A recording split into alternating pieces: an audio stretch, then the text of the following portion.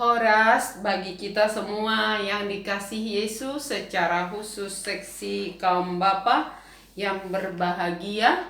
Hari ini kita berjumpa kembali dalam ibadah PA seksi AMA di gereja kita, Jumat 6 Agustus 2021. Karena itu kita persiapkan hati kita untuk mendengar firman Tuhan. Mari Demahita Sian Bukwede nomor 25 ayat sada.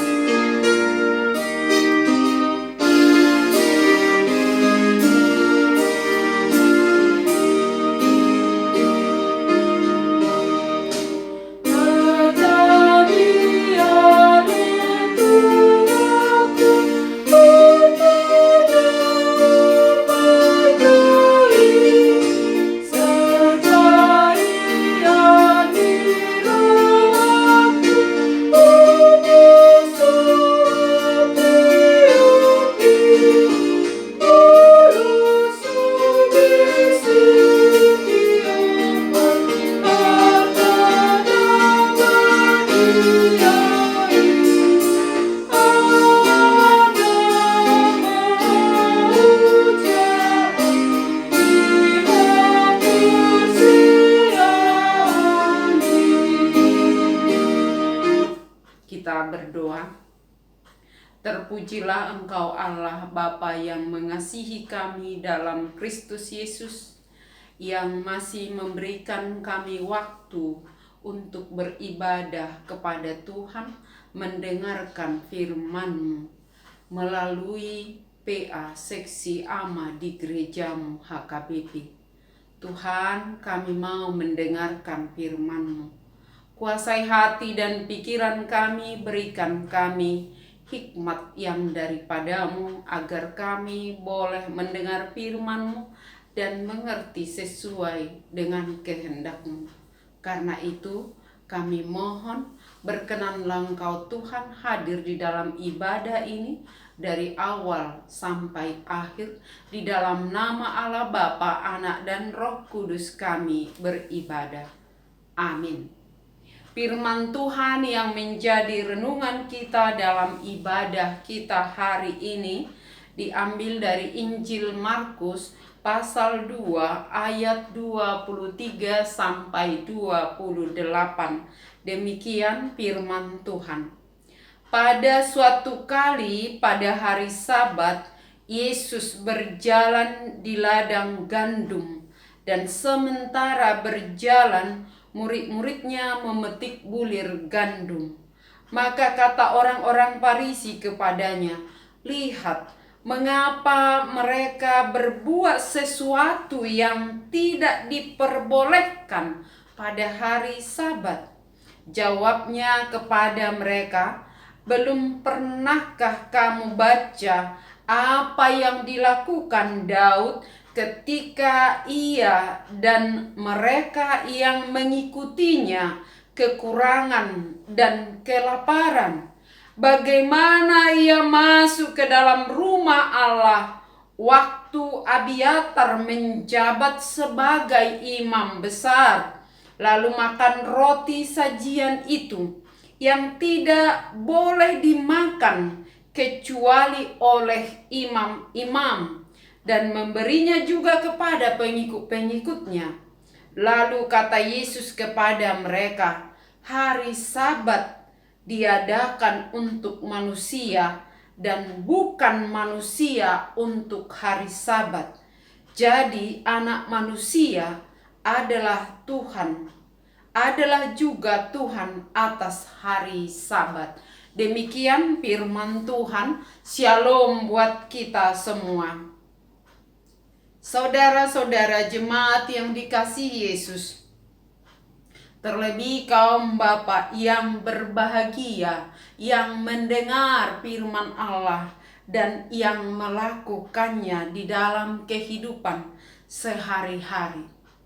Jika kita perhatikan, ada satu kebiasaan manusia yang kurang baik dalam hubungannya satu dengan yang lain.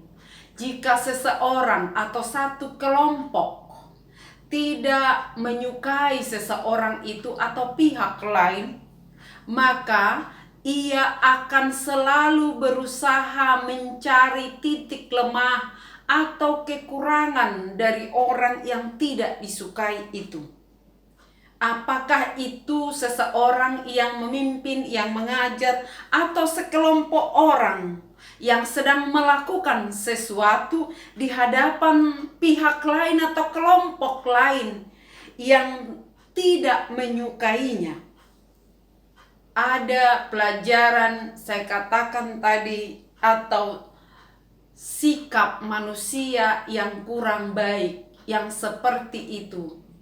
Karena itu akan selalu mengganggu hubungan dan kepercayaan satu sama lain. Jika dari awal atau kita tidak suka kepada seseorang itu, tetap kita pelihara dalam hidup kita. Karena apabila itu tetap kita pelihara dalam hati kita, maka apapun yang dilakukan oleh orang atau kelompok yang tidak kita sukai akan selalu salah di mata kita. Hal yang sama bisa kita lihat dari sikap orang Farisi kepada Yesus. Orang Farisi yang adalah pemimpin spiritual orang Yahudi atau Israel, mereka sangat tidak menyukai apapun yang dilakukan oleh Yesus. Karena apa? Karena dianggap Yesus itu bisa mengganggu status mereka atau pengajaran atau apapun yang mereka lakukan. Karena apa? Pengajaran Yesus berbeda dari yang mereka ajarkan dalam hal prakteknya. Bukan berarti Yesus datang untuk menghilangkan pengajaran yang sudah diberikan sesuai dengan firman Allah atau sesuai dengan hukum Taurat, tetapi Yesus mau meluruskan, mau menegakkan kebenaran, keadilan yang sesuai dengan kehendak Allah. Dalam hal ini dikatakan tadi, ketika Yesus bersama dengan muridnya berjalan di ladang gandum, tidak disebut milik siapa ladang gandum itu, tetapi ketika mereka berjalan, murid-murid Yesus memetik bulir gandum. Kalau kita perhatikan dari jawaban Yesus tentang pertanyaan orang Farisi, kenapa murid-murid Yesus melakukan sesuatu yang tidak diperbolehkan di hari Sabat? Dalam hal ini kita lihat, mereka berjalan melalui ladang gandum itu yang pertama di hari Sabat. Yang kedua, mereka memetik bulir gandum itu karena mereka kelaparan atau kekurangan makanan. Itu kita tahu dari jawaban Yesus ketika orang Farisi mencoba mencari kesalahan Yesus atau mencoba mempertanyakan pengajaran Yesus kepada murid-muridnya. Kenapa murid-murid Yesus melanggar aturan atau hukum Taurat yang sudah ditetapkan dan sudah menjadi tradisi bagi orang Yahudi, bagi orang Israel, bagi umat Allah, tidak diperbolehkan melakukan satu pekerjaan pada hari Sabat. Sesungguhnya ini dipertanyakan bukan karena murid memetik bulir gandum atau sekedar memetik bulir gandum, karena itu bisa saja dilakukan ketika melewati satu ladang. Itu dikatakan di Ulangan 23 ayat 25. Boleh saja, yang penting tidak menyabit.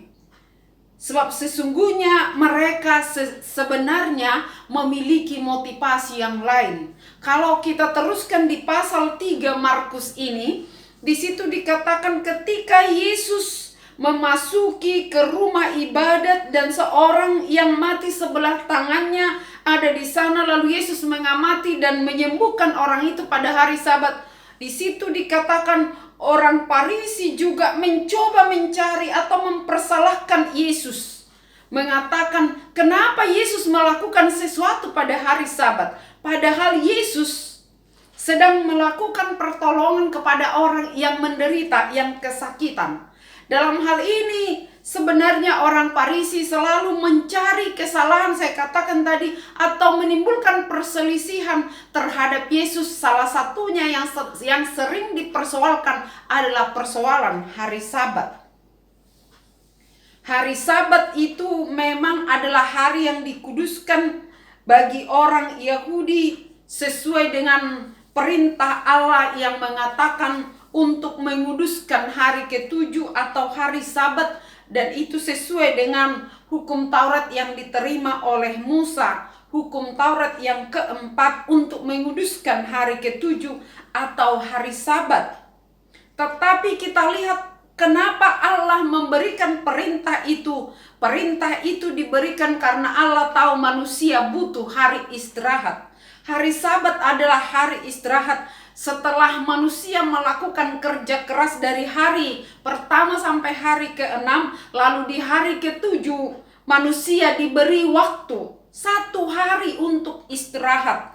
Dan hari itu adalah hari di mana mereka menguduskan atau mengkhususkan waktu untuk memuliakan Allah, melakukan kehendak Allah. Bukan berarti tidak bisa melakukan sesuatu yang baik, apalagi itu menolong orang yang kelaparan dan menyembuhkan atau menolong orang yang sakit. Maka dikatakan ketika murid-murid itu memetik atau mengambil memetik bulir gandum itu, ketika orang Farisi mempertanyakan apa yang dilakukan murid-murid Yesus, itu sama dengan mempertanyakan pengajaran apa yang diberikan Yesus kepada murid-murid itu. Jawaban Yesus tidak mempersoalkan tentang hari Sabat, tetapi Yesus menjawab, belum pernahkah kamu baca apa yang dilakukan Daud? Kalau di Injil Matius dikatakan, tidak pernahkah atau belum kau bacakah apa yang dilakukan Daud ketika dia melarikan diri dari hadapan Saul dan dia mengalami kekurangan makanan dan kelaparan bersama dengan orang-orang yang mengikutinya. Daud masuk ke bait Allah ketika Imam Abiatar yang bertugas waktu itu. Daud meminta makanan, roti atau apapun yang bisa mereka makan. Lalu imam itu memberikan apa yang ada, yaitu roti sajian. Kalau di 1 Samuel 21 ayat 1 sampai 6, di situ dikatakan Daud bahkan memakan makanan yang seharusnya tidak boleh dimakan oleh siapapun kecuali oleh imam. Diberi roti sajian khusus, roti yang dipersembahkan kepada Allah dan hanya bisa dimakan oleh imam. Tetapi roti itu diberikan kepada Daud. Karena apa? Karena situasinya darurat. Daud tidak memiliki makanan bersama dengan orang-orang yang mengikutinya. Mereka kelaparan. Lalu mereka memakan roti yang seharusnya tidak boleh dimakan. Dan itu tidak dipersalahkan. Bukan berarti demi makanan atau karena lapar maka aturan boleh dilanggar. Bukan itu maksudnya. Sebab Yesus tahu tujuan dari orang Farisi itu bukan mempersoalkan masalah Sabat atau masalah makanan, tetapi mau meragukan atau mempersoalkan bagaimana Yesus mengizinkan itu. Motivasi mereka kurang baik. Maka Yesus mengambil satu nats dari perjanjian lama, yaitu yang ada di 1 Samuel 21 tadi ayat 1 sampai 6, dan perkara bahwa Daud memakan roti itu sudah dilarang itu di Imamat 24 ayat 9, bahwa roti itu hanya bisa dimakan oleh para imam, tetapi Daud tidak disalahkan.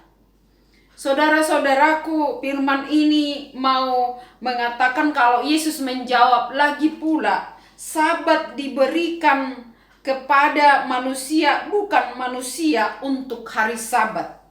Artinya Allah memberikan hari Sabat itu demi kepentingan atau kebahagiaan manusia, bukan Sabat itu yang mengatur manusia. Manusia yang harus berlaku sebagaimana yang dikehendaki Allah di hari Sabat.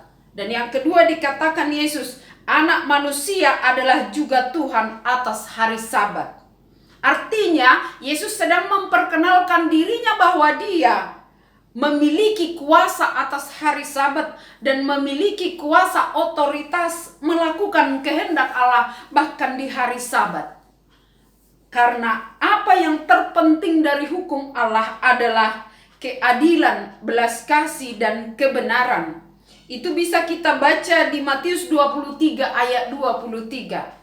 Yang terpenting dari hukum Allah untuk dilakukan adalah keadilan, kebenaran, dan belas kasih. Dalam hal ini Yesus sedang mengatakan belas kasih atau keselamatan manusia itu jauh lebih penting dari semua tradisi-tradisi yang dikembangkan oleh manusia atau aturan yang dibuat manusia. Dan kalau Allah memberikan hukum Taurat untuk dilakukan, bukan berarti manusia tutup mata untuk berbelas kasih atau menolong sesama, termasuk mereka yang menderita atau yang kelaparan.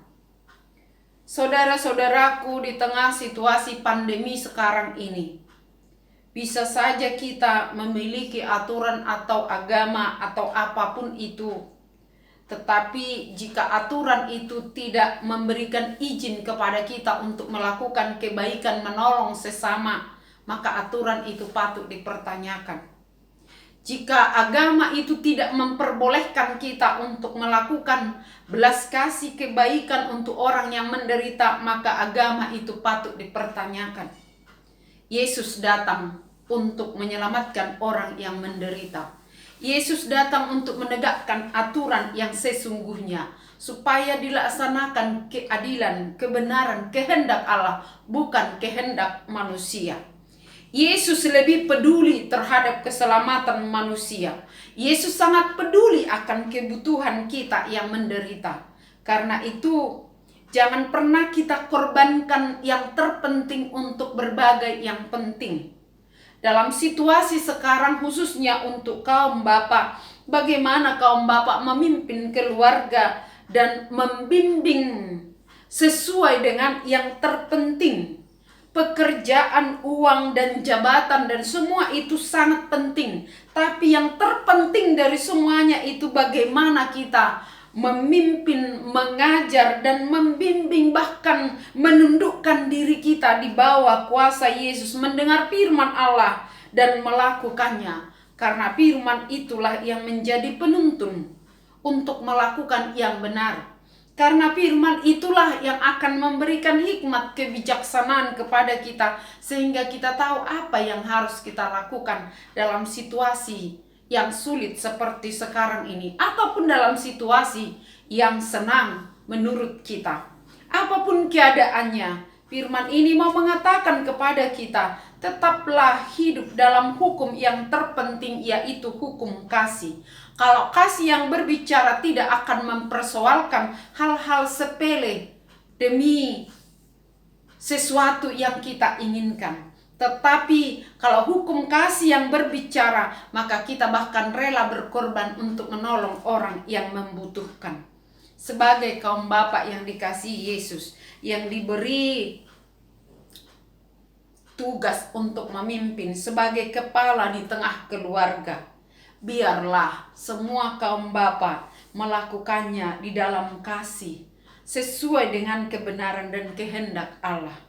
Firman Tuhan sungguh mengingatkan kita, Yesus berkuasa atas kehidupan kita, dan kuasanya untuk menyelamatkan, bukan untuk menghukum dan mematikan. Yesus datang untuk menyelamatkan kita, bukan sekedar membiarkan kita untuk melakukan apa yang kita kehendaki. Tetapi kehendak Allah adalah percaya kepadanya dan hidup dalam kebenarannya, hidup dalam kasihnya. Yesus yang setia akan menolong dan menyelamatkan kita. Amin. Kita berdoa. Terima kasih Tuhan atas firman yang boleh kami dengar pada saat ini. Ajar kami untuk selalu tunduk kepada aturan dan firman, bukan tunduk kepada kebiasaan dan pikiran kami atau apa yang kami kehendaki, tetapi kami boleh tunduk kepada kehendak Allah, yaitu melakukan keadilan, kebenaran, dan hidup di dalam kasih. Ajar kami untuk melakukan tindakan kasih terhadap sesama kami, walau kadang-kadang itu bertentangan dengan pikiran manusia, bahkan pikiran kami sendiri. Tapi biar kami keluar dari pikiran kami dan masuk dalam pikiran dan kehendak Allah, yaitu di dalam kasih dan menolong sesama dan peduli terhadap sesama sebagaimana Kristus telah peduli akan kebutuhan kami umatmu dan akan keselamatan dan kebahagiaan umat ciptaan. Kau hadir ke dunia ini untuk menyelamatkan, untuk mengampuni dan memberikan kebahagiaan. Dalam situasi sekarang ini Tuhan, di mana kami masih beribadah seperti yang kami lakukan pada saat ini melalui alat yang ada di tangan kami berada di tempat kami masing-masing. Secara khusus kaum Bapak kami doakan Tuhan, gerakkanlah setiap hati kaum Bapak untuk mau dengar-dengaran akan firman Tuhan dan melakukan tugas dan tanggung jawabnya sesuai dengan kebenaran firman Tuhan, bukan sesuai dengan apa yang dipikirkan atau dikehendaki, tetapi sesuai dengan tuntunan firman-Mu.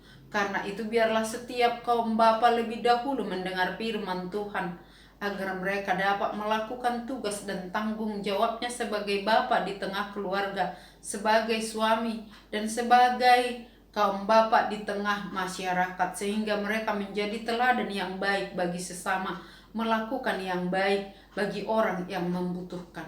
Tuhan pimpin semua kaum bapa di tengah keluarga, di tengah masyarakat pun di tengah gereja. Dalam situasi yang sulit seperti sekarang ini, jangan ada yang menjadi lengah atau menjadi sepele untuk mendengarkan firman, sehingga semuanya boleh tunduk akan firman Tuhan. Dan kami berdoa buat jemaat-Mu yang sedang kurang sehat, yang membutuhkan uluran tangan-Mu, yang terpapar COVID pun penyakit yang lain. Biarlah Tuhan yang memberikan kesehatan dan kesembuhan. Berkati kehidupan umat-Mu Tuhan. Berkati semua kaum Bapa yang Tuhan sudah panggil untuk mendengarkan firman-Mu ini. Dan semua yang belum mendengar, biarlah semuanya datang kepada Tuhan. Berkati pekerjaannya Tuhan. Berkati keluarga masing-masing. Dan berkati juga negara kami, pemerintah kami. Biar semuanya boleh hidup dalam kuasa-Mu Tuhan. Bukan hidup dengan kebiasaan-kebiasaan yang ada, tetapi hidup dan keluar dari kebiasaan itu untuk tunduk kepada kuasa Tuhan. Kami mohon pengasihan-Mu, pulihkanlah keadaan negara kami.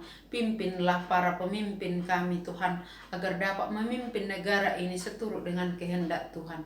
Terima kasih Tuhan untuk semua kebaikan-Mu. Hanya kepadamu kami berserah, dengarlah doa kami sesuai dengan kehendak-Mu.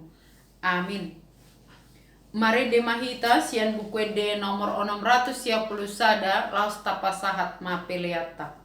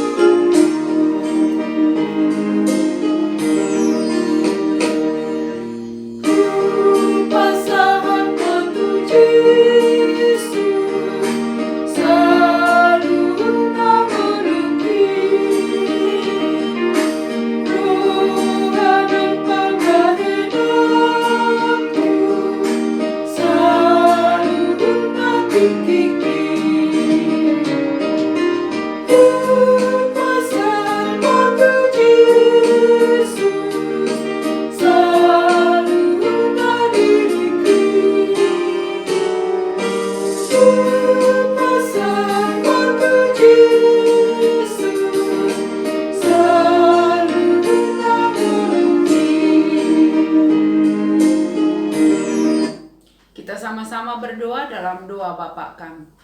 Bapa kami yang di surga, dikuduskanlah nama-Mu, datanglah kerajaan-Mu, jadilah kehendak-Mu di bumi seperti di surga. Berikanlah kami pada hari ini makanan kami yang secukupnya, dan ampunilah kami akan kesalahan kami, seperti kami juga telah mengampuni orang yang bersalah kepada kami. Dan janganlah membawa kami ke dalam pencobaan, tetapi lepaskanlah kami daripada yang jahat. Karena Engkau yang punya kerajaan dan kekuasaan dan kemuliaan sampai selama-lamanya. Amin. Kasih karunia dari Tuhan Yesus Kristus dan kasih dari Allah Bapa dan persekutuan dari Roh Kudus yang menyertai kamu sekalian. Amin. Salam sehat untuk kita semua. Horas.